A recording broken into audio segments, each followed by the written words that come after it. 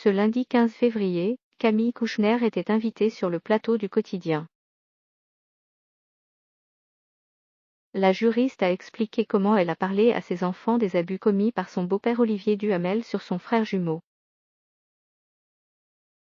Discrète sur le plan médiatique depuis la parution de son livre explosif dans les librairies, La Familia Grande, Camille Kouchner a choisi le plateau de quotidien pour prendre de nouveau la parole, ce lundi 15 février.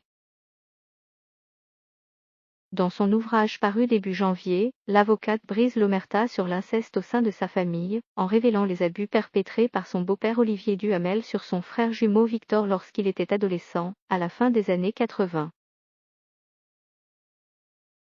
Pendant de longues minutes, Camille Kouchner a échangé avec Yann Barthès, confiant notamment ce qui avait été le plus difficile pour elle à écrire dans son livre, ou évoquant avec émotion sa tante Marie-France Pizier.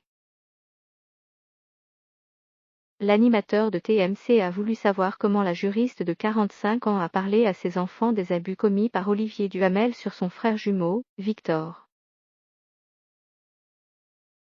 D'emblée, Camille Kouchner a répondu qu'il était petit et que c'était compliqué. Les mots de Camille Kouchner à ses enfants. Et pour cause, l'histoire concerne aussi la mère de Camille Kouchner, la grand-mère de ses enfants donc, Evelyne Pizier, elle qui est aussi la fille de Bernard Kouchner. J'ai toujours dit à ses enfants, note de la rédaction, que j'avais la meilleure mère de la Terre, ce que je pense, jusqu'à un certain point, a-t-elle expliqué. Puis, sur les conseils d'un psychologue, Camille Kouchner avait expliqué à ses deux enfants, quand ils avaient entre 6 et 8 ans, que ses parents avaient été maltraitants envers leurs enfants.